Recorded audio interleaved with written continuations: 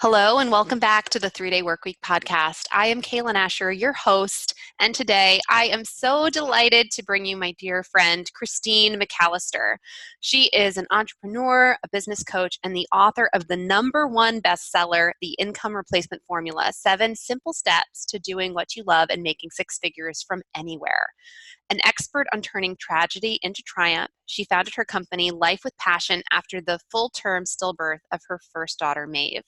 Christine helps high achievers all over the world to quit their jobs, replace their incomes, and scale to six figures doing what they are uniquely gifted to do. Christine, her husband, and rainbow babies live with her 2 rescue dogs near the Louisville, Kentucky. And I am so excited to bring Christine to you today. We get really, really honest about what motherhood looks like when you are an entrepreneur. It can be really, really challenging to navigate business, but it's nothing compared to navigating motherhood. At least that's how Christine and I feel. And we're really transparent about our own journeys into motherhood and making space to spend time with our girls after they were born and taking time off from business, and how exactly we were caring for ourselves and continue to care for ourselves, how we structured our businesses to be really streamlined so that we could cut back our working hours while still growing our income and spending time with our families. So I really look forward to you listening to this episode.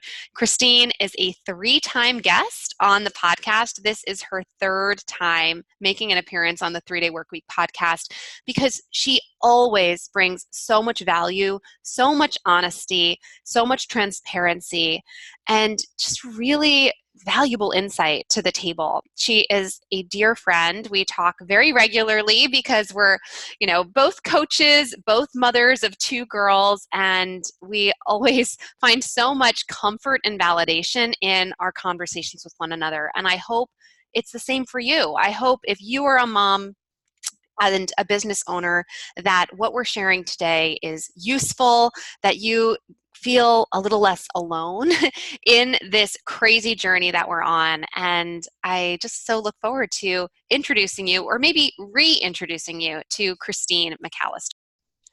Hi, Christine. Hi, Cailen.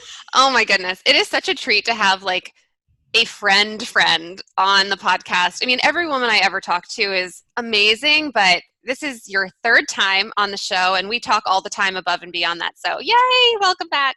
Thank you. I'm thrilled to be here. Yeah. Oh my goodness. And we have so much to get into, and I'm so ready to dive into that conversation. But I think just for the sake of tradition, we'll kick it off with the rapid fire questions. Are you ready? I'm ready. Okay. So can you describe your work in 10 words or less? Helping high achievers quit their jobs and replace their incomes. Ooh, perfect. And so succinct. Tell me why you love your work. I really believe that this is what I was created to do. I have such a passion for helping women to live the life of their dreams. And I believe that entrepreneurship is the vehicle for that if you have a desire to run your own business. What personal practices or self-care do you make time for regularly? Well, I'm sure we'll be talking about how this has changed in a little bit, but I read, I journal, I practice gratitude, and I attempt to work out as well. For you, what is the best thing about being an entrepreneur? The freedom it gives me, the freedom to have a 3-day work week, my friend. Yeah. Woohoo. To have choice. Yeah. And so then, flip side of the coin, what's the hardest thing about being an entrepreneur? For me, it's my life lesson, which is to trust. And I am constantly presented with opportunities to trust and try to let go of control. And that is the blessing and the challenge of this life we've chosen for ourselves. Yeah, I resonate with everything you just said. And the last rapid fire, what is one word that sums up your mission on this planet? Empowerment. That's That's a good one. And we all need it. Yes. Okay, girl. So now we're getting into it. So you are newly a mama of two. Two girls. Two girls. We're girl moms. Woohoo. Yay! So how are you doing? Oh, what a loaded question. Yeah, I know. You know, it's such a mix of the best time and also the most challenging time of my life. We were just chatting before about how, business, I was an entrepreneur first. Mm-hmm. And I wasn't sure whether I wanted to be a mom. But even before I made that decision, entrepreneurship is challenging, obviously. But being a mom of two is way harder. It's way harder. And there's no way to have a frame of reference for it until you do it. And so, running a business and being a mom of two, I just got an email from my friend Jill Stanton, who runs Screw the 9 to 5, and she has one. And she said, "Oh my gosh, congratulations. You're managing a multiple children and a business. I bow down." I was like, "Thank you for that recognition." Yeah, it's really tough sometimes. I mean, like it's so interesting how you said you were an entrepreneur first, as was I. You questioned whether you wanted to go down the motherhood road. Yeah. I had that same feeling. I ultimately decided that I knew that looking back on my life, something would feel missing if I was watching all my other peers who had aged along with me, seeing their kids grow into these amazing human beings and become grandparents. And I knew before becoming a mom that at that moment there would be regret. And that gave me so much clarity about really embracing this path of motherhood, even though I'm not one of those women who I don't feel like it comes naturally to me. Totally.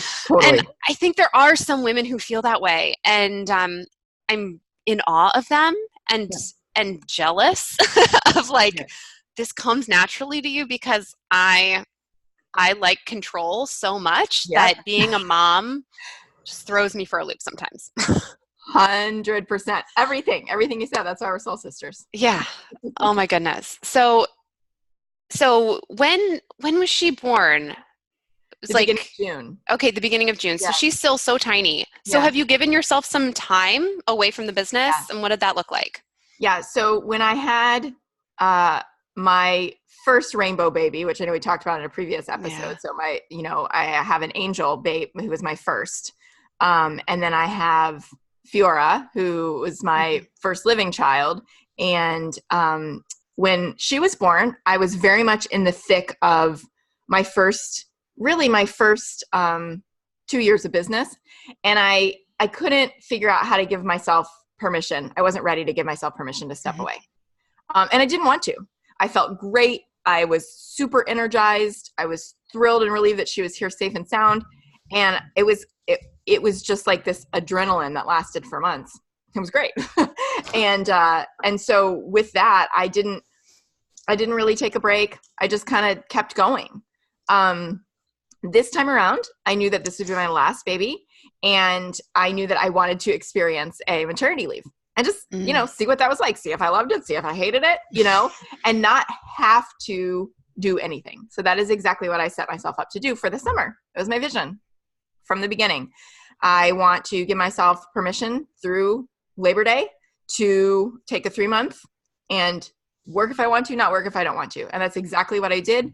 My team kept me so visible and on top of things that people said to me, we would have no idea you were gone. And I was like, winning, because I found that I didn't want to be on social. I didn't want to be engaging. I wanted to cocoon in and get to know this baby and to know us as a family of 4 and really enjoy this time with her, because now having had another one and watched her grow, I knew just how fast it goes, right? That you can't know until you experience it. I knew this was my last, and I wanted to give myself the time and space to really get to know her and to bond and to rest and recover and just see what that felt like. This is the first real break like I've ever taken in my life. And it was great and challenging also. Brought up all my stuff around like wanting to work, wanting to be productive, wanting to check things off the list, like these things that I thrive on as a high achiever. And it was really, really good to sit with that and see just how busy I was making myself for the sake of being busy, and to have this space in my brain to decide what I wanted my business to look like when I came back as a mom raising two little ones. Yeah.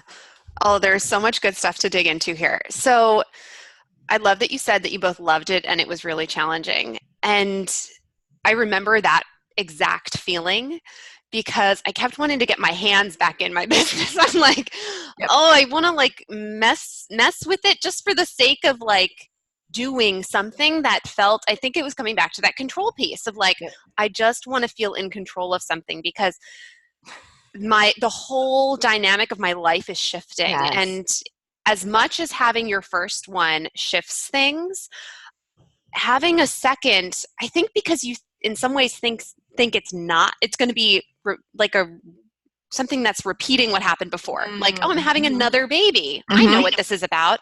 And then it shifts things almost more profoundly as, you know, your older child is no longer your only focus. And it's like this, it's totally uncharted territory.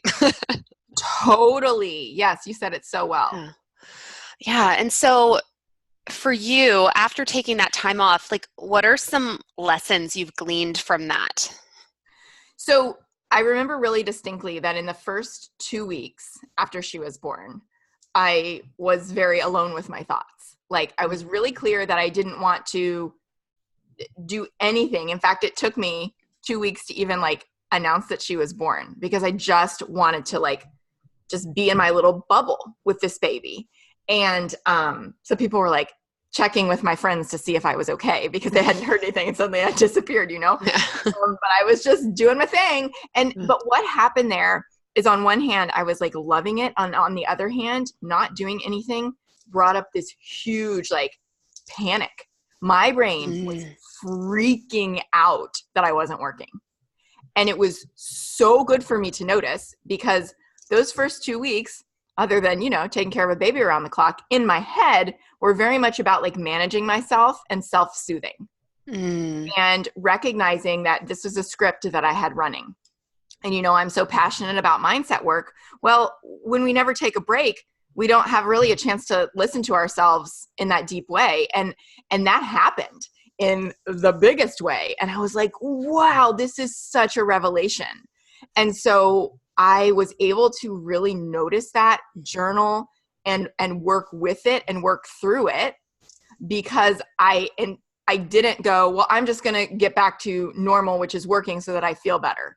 I'm going to fix the actual thing that's going on in this moment, you know? And that was amazing. That was such a huge like business and life lesson for me. And also I think that I gave myself permission to follow the fun. Like I had mentioned, I only wanted to work if I wanted to. Well, an opportunity came up to interview Pat Flynn. And I was like, it's smack dab in the middle of my maternity leave. And I want to do this. So I did, you know? So and I realized it was so much fun for me that I am going to do more of that, right? Interviewing people isn't something that I have done a lot of in this business, but I was a documentarian in a previous life. And that was my favorite part, was interviewing people and getting to hear their stories. And so that came out of it. And also like a totally simplified business model for me of this is how I'm going to work over the next year. Oh, by the way, it's a 3-day work week.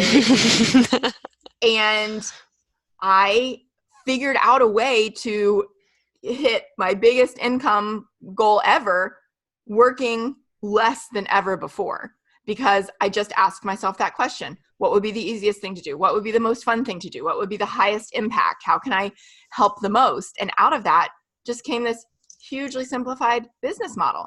I think that also, on the parenting side, the lessons learned from watching Fiora, my older, transition to being a big sister, and how I could help her, right? And then how I can help my baby be a younger sister, which isn't something that I experienced. I'm the oldest. So all of these things together, like, require a lot of time and intention, but guess what? I had created the space to do that. So I would say those are some of the biggest lessons for me, because there's space in my brain. Yeah. Doesn't that feel good? Yes. It's like so weird. It is. but good also. I think what happened, and our paths are so parallel. Like, I'm the older sister and, so I really knew about like being the leader, and it's so interesting. My younger daughter, she has such a different energy, and she calls out of me such a different energy. My older one is much more fiery, much more, she's like me, but on steroids. Like, she's like really, she's super driven and stubborn. And then my younger one, she has this spaciousness about her. And it was so interesting. I feel like after my first daughter was born, I became a mom, but I didn't really allow it to have this transformation on me that it needed to. And then when my second daughter was born, I was finally hit with the lessons I needed to really, really embrace my feminine side, which is funny as a woman to say that, but I was operating from such a masculine place, driving my life forward, pushing it along, always being the straight A student, always being the best at everything. If I wasn't going to be the best, I didn't even want to participate. And now I'm at such a different place in my life, in my business, and get lots of opportunities to keep integrating that lesson. Yes. But it's so interesting that I crave space and silence and reflective time, and that was stuff I used to I would power through. And I think when it really came to a head for me is that after Emery, my second, was born, I wanted to get my body back right away, and I wanted to like bounce back in every way and show up as Cailen again, and I wasn't allowing myself, even though I gave myself time off from work, I wasn't really energetically allowing myself time to heal and transform the way I needed to.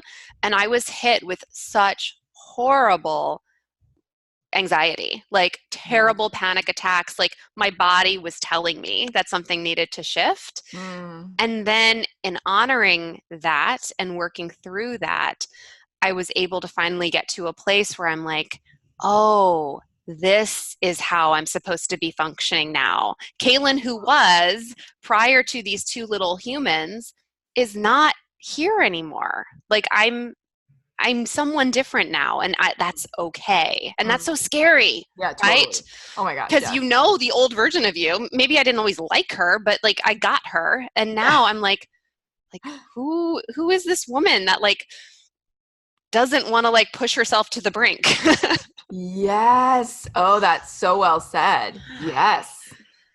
Yeah. So it's, and I feel like from what you shared, you're getting it faster than I did by giving yourself that space, those first 2 weeks to just be in silence and sit with the uncomfortable stuff that's coming up. I think I was being more like, what can I do to just like go over that and not look at it? And but it finds its way through.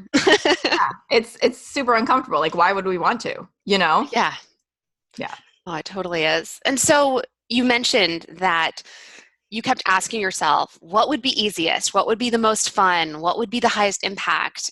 Can you share what you landed upon for yourself? Yeah, of course. So what came out of this was that and this is contrary to typical business advice for our industry. What came out of this was that all I wanted to do for the next year was focus on one-on-one coaching. So for our stage of business, people are often recommending, it's conventional to do group programs and other offers and scale, right? And I decided I was going to return to my roots and focus on one thing and one thing only. And that was to work with women at a really high level for 6 months and basically like be in their pocket and help them, you know, every step of the way. Quit their jobs if they're not already out, replace their incomes, and scale to 6 figures. That's it. And I decided I'm just going to work with a small number and support them and like let that be my entire focus. Nothing else gets my energy. And it feels really good. And also there are times like with all this stuff flying at us all the time about you should do this and you should do this and you should do this. I mean, I still 4 years in fall victim to that as well, right? Like and I've got to remind myself, no, this is, I'm really good one-on-one, you know, and I'm an introvert, right? I'm an INFJ. I am a teacher counselor, right? That's my personality type. So Enneagram 3 achiever. But that is my sweet spot. And giving myself permission to do something that I feel like I've mastered instead of always wanting to do something new, which is really fun for me, is a huge step in creating space, like you said. And on the other side, you know, travel is something that I want to be integrating more of in our family's life. We love to travel. And so the other thing that I decided that I was going to play with and get good at so that I can still have something new, because I know I need that, is doing some speaking. Doing some speaking around like resilience, overcoming, you know, the difficult things. And of course, also like how to use that, proactively use that to build your business. Because we've all been through loss. We've all been through hard things. We've all been through trauma. And if we can embrace that and use it to build our businesses, then we stop feeling like victims and coming back to that empowerment piece. So I'm speaking at a retreat in a couple weeks. We're just going to pack up the car and take the baby, and I'm going to feed her and pump between sessions. And I'm applying to speak at some conferences and just like putting that out there with intention to do some more in-person stuff. Oh, that's awesome. Yeah, I love that you stripped it back just to kind of your zone of genius, right? Yep. Like, you know, the one-on-one coaching works. You know that you can hit those abundant income goals you have for yourself while also serving your women in a really high way. Yep. I did a very similar thing after both girls were born, and it was just like, all right, I've got 8 spots for clients. I'm going to fill the 8 spots. I'll work through with these people. And then as you get the true, authentic, inspired idea, you know whether it's the right time or it's like that reactive, like, oh, do I need to do something else because whatever, because I should, because someone else is, because you know, it's time, whatever we're telling ourselves.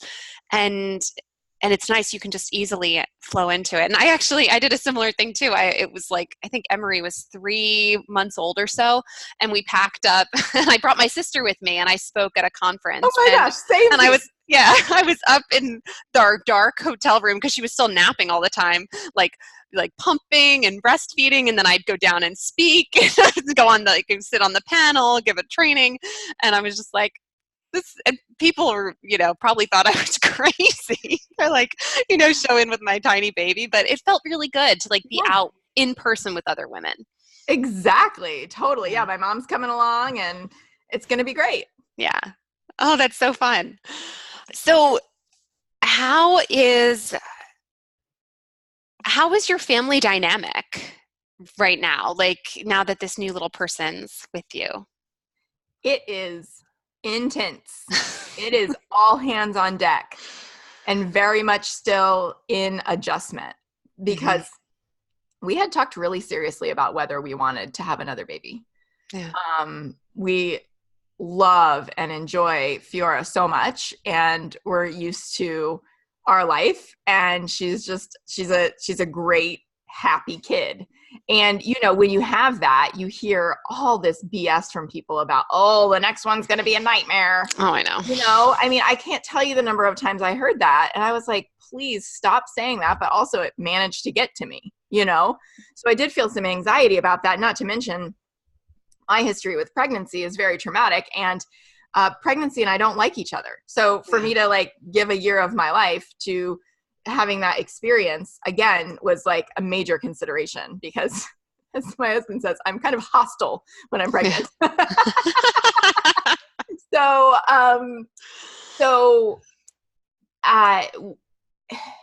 we made this decision, and it has totally become a like, most of the time I've got the baby and I'm tending to her, and my husband has the 3-year-old and he's tending to her.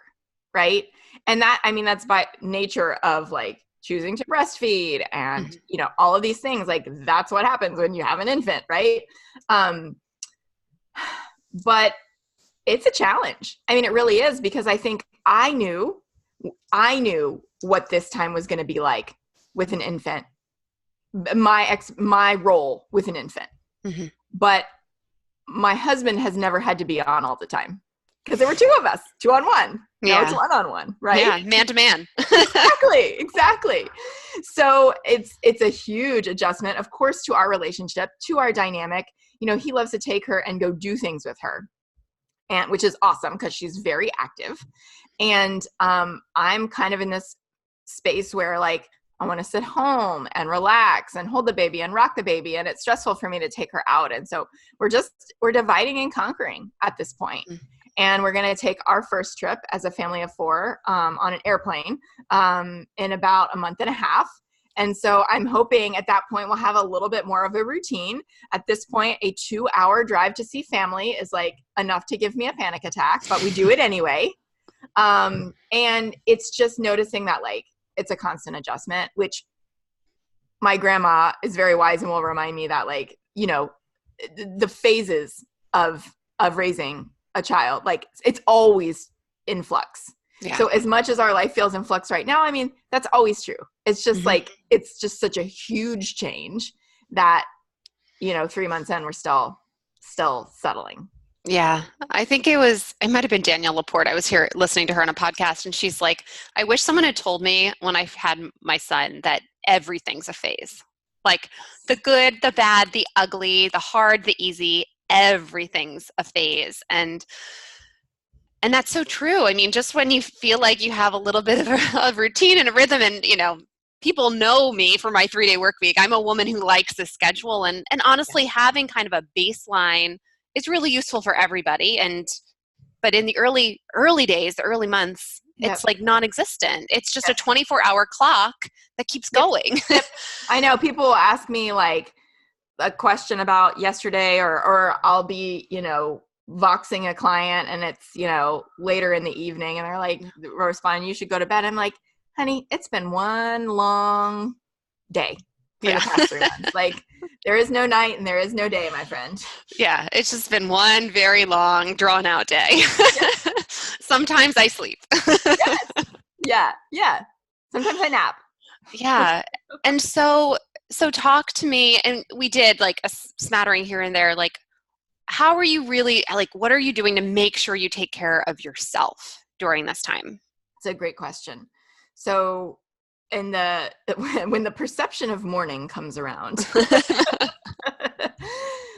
the way that I'm practicing my morning routine, if nothing else happens, is when I feed the baby for the first time in the morning, I am reading, you know, stuff with intention about how I want my day to go, right? I am working actively with this process of like surrender and trust first thing in the morning, turning the day over, letting go, surrendering my need to control, all of that stuff, focusing with gratitude on things, right? Like just even if I don't have my hands free to write, which is what I would prefer, it is giving myself the mind space and the focus to, instead of grabbing a Netflix, which is what I'm going to do at 3 a.m., let's be honest, at 7 a.m., I'm going to start my quote unquote day with intention. And if nothing else happens, that's the biggest thing that I can do. Now, if I find myself with a hot minute where baby's sleeping and 3-year-old is occupied and or sleeping, I'm probably going to get out my journal and write in that before I do any work. And 10-minute workouts on YouTube have become my friends. Although the other day I tried to do a 15-minute one and it took me an hour because that's how many times I had to stop it to take care of the baby. And she was sleeping when I started. So like it's being flexible and being really kind to myself. Like you said, I feel like, of course I want to like fit in my clothes and I don't right now. And that's hard for me and triggering for me. But it's going like, it's going to be fine. It's going to be fine, right? Like it's going to happen, and giving myself the space and intention and like working on it, but not like beating myself up. Right. Yeah. Like I'm going to rent the runway for this retreat I'm speaking at, like full transparency, because I don't have clothes that fit and I want to look cute. You know what I mean?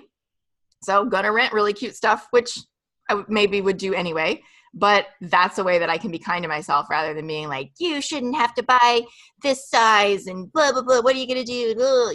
All of that. Yeah. What's the easiest thing? Like, and the other thing that I have been doing that's been really, really good for me, although has gotten a lot more challenging now, is I love to ride horses. I have horses, and I'm making time to go do that.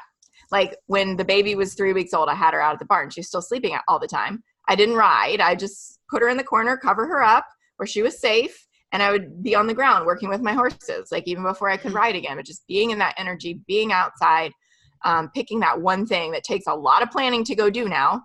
But that is like, it's just the way that I feel the most alive in terms of like a hobby or something that I do outside of work. Yeah. Oh, that's so good. I love hearing all of the ways that you're taking care of yourself, because I think it's so easy, especially when another baby arrives, to just do the bare minimum for yourself, where it's just like, well, I'm showering and eating sometimes and I try to sleep. And sometimes that's all we can do. Totally. But to it's a certain energy we need to bring to it, right? Like there's the energy of being really kind to yourself, or being in the shower and being like washing your belly and being like, oh, my belly's still big, or being like, oh my God, this belly, she used to be in there. Yeah. Like I grew a life. Like I'm literally like the only thing she's ever eaten, like I make. Like, isn't that awesome? Like I feel like such a badass. But there's also this like you just said, like sometimes it's going like, this shower is super luxurious because I get to shower today. Or I said to my mom yesterday, because I got like my first haircut this year yesterday. And my mom came to watch the baby. And I was like, I'm so excited. I get to go to the UPS store and return some stuff. And I get to be in the car by myself. And it's like that energy of like gratitude for like the simplest thing that we took for granted before is totally self-care, right? Yeah. No, it so is. I remember I actually have my groceries delivered now, and I have for a while, but in the very beginning, I didn't want that, because I'm like, I want to go alone in the car and grocery shop. I have to grocery shop. Yeah, I have to. It's a real hardship for me. I know. And it was me time. I was like, I'm going to listen to a podcast that inspires me. I remember that too. Like walking around the store with my earbuds in, being like, this is the best thing ever. Yeah, no one's talking to me. No one's needing anything from me. I was like, this is amazing. 100%. Yeah. And I think there's a lesson in that, like that we can, no matter what age our children are, it's the time that we need for ourselves. Like we can find it, even if it has to be like layered or tucked in between. It's like we can rush through, like, listen to talk radio, thinking about 1,000 things in the car, being all disgruntled in the grocery store. People aren't moving fast enough. Or we can be like, oh, I can use the spaciousness around this semi-mindless task to nourish myself a little bit. And that's something I'm always looking for. Like, how can I carve out these little moments, like 5 minutes here, 5 minutes there, 15 minutes if I'm lucky, that just replenish me a little bit, like keep topping off the cup so that I Yes. can, hopefully spill over Yeah. onto those people that need me. Yes. Yeah. Yes. Well, let's see. How much time do we have? Okay, so we should probably start wrapping soon, although we could just keep chatting for a good long while. But why don't you tell us a little bit about like where women can connect with you? I mean, there's a lot of women in my community listening to this podcast who are moms, are Yeah. entrepreneurs. I'm sure they are totally resonating with what we're talking about here and that they'd love to connect with you. So where can they do that?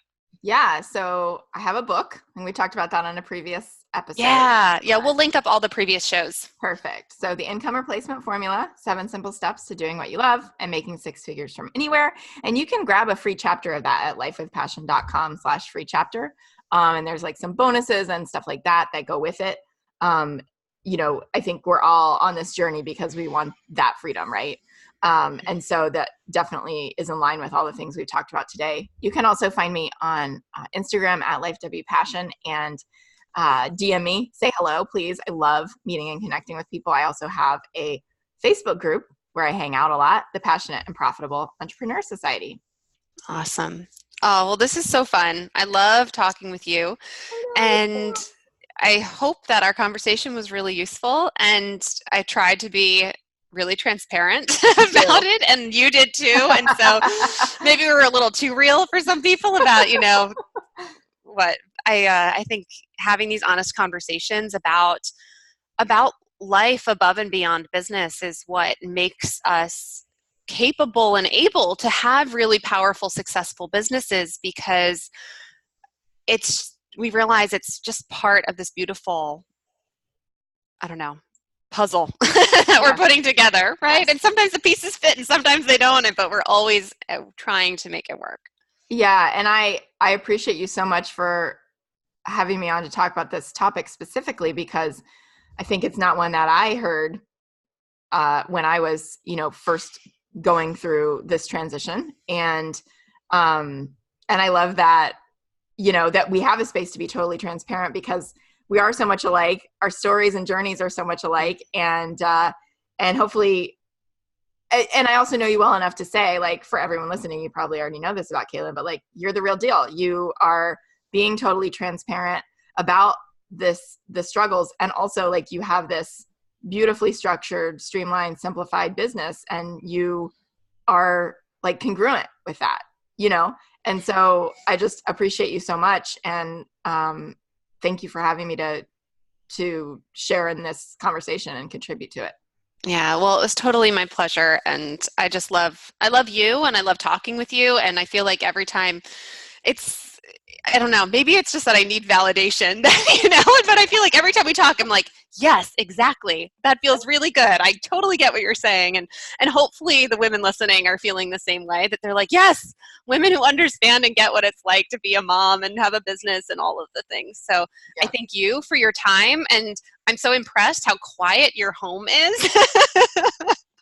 We have different floors that we're working with is why this works, right? Okay, excellent. Yeah. There's a door and a floor between us. Yeah. Well, it was so nice to spend this time with you, and I wish you all the best until we chat again, which I'm sure will be very soon. Yes. Thank you, Cailen. All right. Take care, girl. You too.